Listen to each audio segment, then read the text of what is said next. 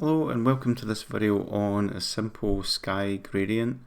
What I've created is a front face culled shader, which means you can put the shader on an existing Unity sphere or anything else that you have the UVs set correctly. Now it works best with spheres because the UVs go from bottom to top, and as you can see in the background here there is already a gradient being applied.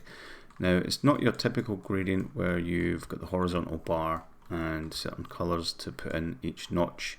It works simply with 3 colors. So here's one that I've set up before.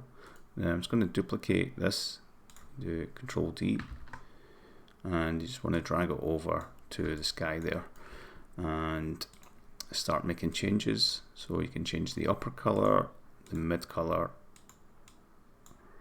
and the bottom color to whatever you want.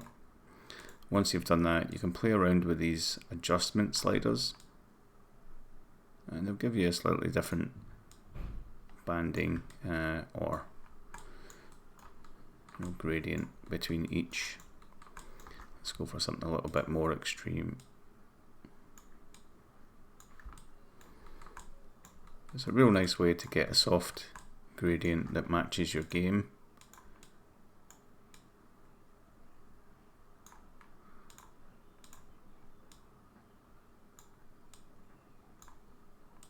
Okay, I'm just going to play around with these values to see if we get something a bit nicer. Okay,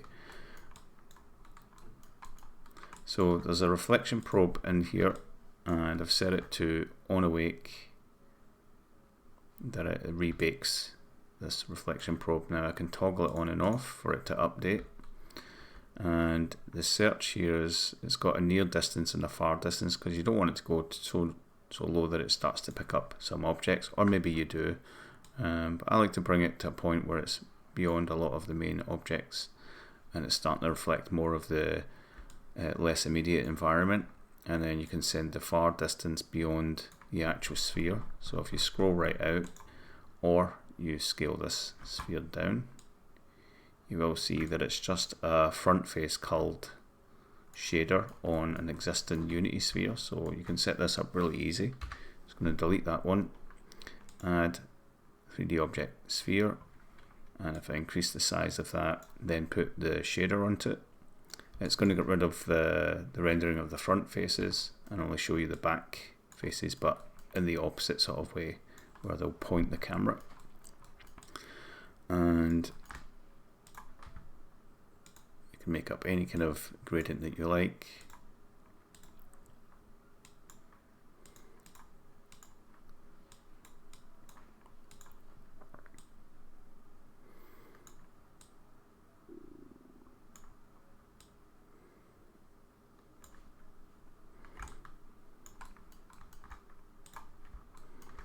Toggle the reflection probe for it to update, and you can see the search for the far is based on the size of the sphere. So if I make it really big,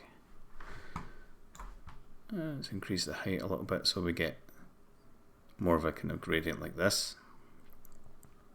You see, changing the scale of the sphere actually helps make this a bit more apparent, and you can move it up and down. Bear in mind the reflection probe has got a bit of searching to do, so I'm just going to toggle it off and on again and play around with these values until it gives me something that I want. There we go. Just toggle it off and on just to update everything, and then play around with the intensity of that as well if you wanted to get something more toonish ready.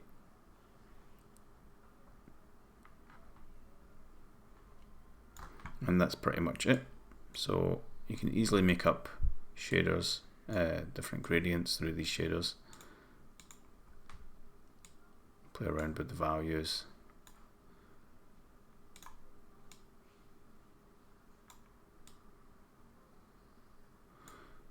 I hope you enjoyed this. Thanks for watching. Bye.